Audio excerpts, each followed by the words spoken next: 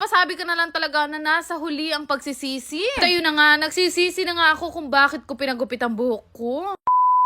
For today's ganap nga ay nagpasama nga ako kay Shaira Vlogs na magpunta ngayon sa salon dahil sobrang naaalibadbaran ako sa buhok ko. Alam niyo ba guys na bilang isang babaeng merong mahabang buhok talaga naman napakahirap i-maintain at napakahirap alagaan. Si Bebo kasi ayaw niya talaga ako magpagupit ng buhok hindi naman siya nahihirapan. Ano naman ang ginawa ko dahil may hangover pa siya at hindi niya ako kayang samahan ngayon sa salon. Abay nag-commute na lang ako at sinama ko nga si Shaira Vlogs. Papunta nga dito sa The Salon by Marian Libiran. Ay Diyos ko, napaka-musing ko nga ng pagpunta ko dito at talaga naman nangarap ng bongga ang buhok ko sa tricycle. Nakshuta.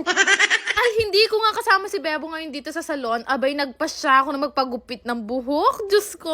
Ay, talaga naman mayari na ako. Balat kanini kahuli ko. Matagal ko na kasi talagang planong magpagupit. Kaya lang pagkasama ko si Bebo, Diyos ko, napaka-kontrabida. Buti na talaga nakatakas ako sa kanya. At dahil nandito na din si Shaira, pinabalayad ko na nga rin yung buhok niya. Medyo na-excite na nga akong ipakita sa kanya tong buhok ko. At na-excite na din ako makonyatan. Ang peg ko kasi ngayon ay new me, new look, new slay. Nakshuta na ano ito?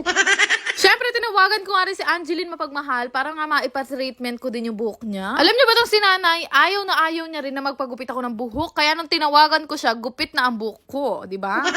Sabi ko nga sa kanila, gusto ko magpa-dark color hair ngayon para mag-iba naman yung aura ko. Ay, alam niyo naman na dito ko lang pinagkakatiwala ang buhok ko sa The Salon by Marian Libiran. Pero ewan ko lang kay Bebo kung magtiwala pa siya dito sa salon na to kasi ginupitan nila yung buhok ko.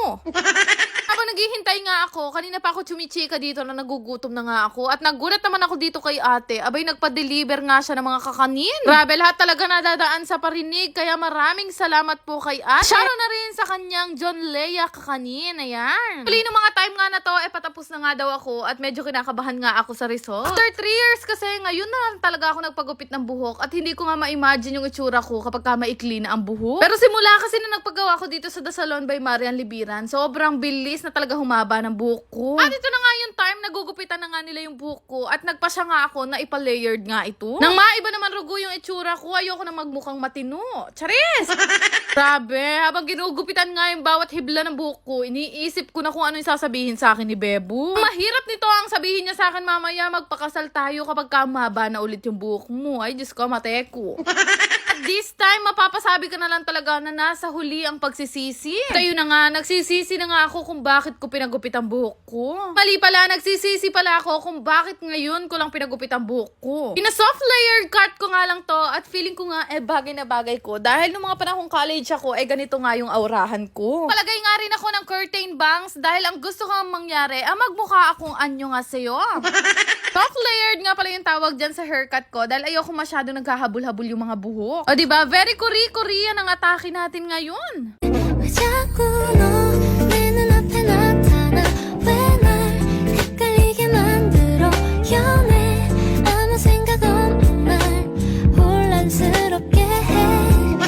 After ko nga maayusan at magupitan ng buhok, syempre nagutom ako at kinain ko na nga itong kakanin na dala nga ni ate kanina. Ay, grabe. Sobrang nagustuhan ko nga itong new look ko at parang bumata nga ako ng 10 years. Nakshuta. Kung gusto nyo nga rin pagaya itong look ko, magpunta na rin kayo sa The Salon by Marian Libiran at sabihin nyo lang, Korea ng atake. Charis!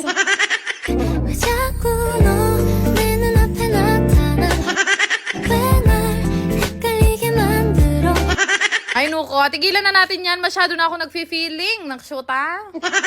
Uwi na nga ako ng mga time na to at ngayon ko nga lang naalala, hindi pa pala nakikita ni Bebo itong gupit ko. Nakita niya nga ako dito sa SM Pulilan. Diyos ko, hindi niya masyado nagustuhan dahil masyado maikli. Parang mapapatagal pa talaga yung kasal namin. Nakshuta.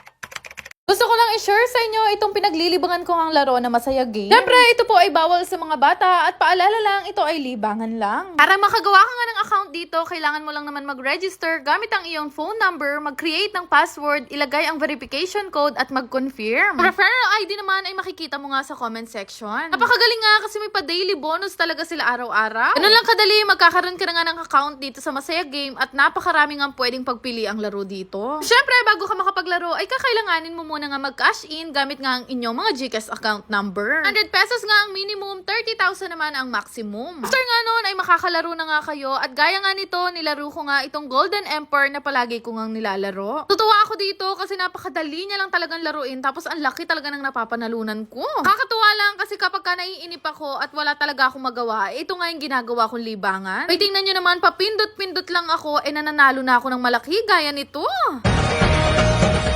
Siyempre, palagi kong ginagawa kapag ganito nakalaki yung napapanalunan ko, wini-withdraw ko na nga yan. Sobrang dali lang naman din mag-withdraw, ilalagay mo lang naman kung ilan yung amount na gusto mong withdrawin at siyempre, ang GCash account number mo. Kaya kung gusto nyo rin subukan, ilalagay ko na lang ang link sa comment section.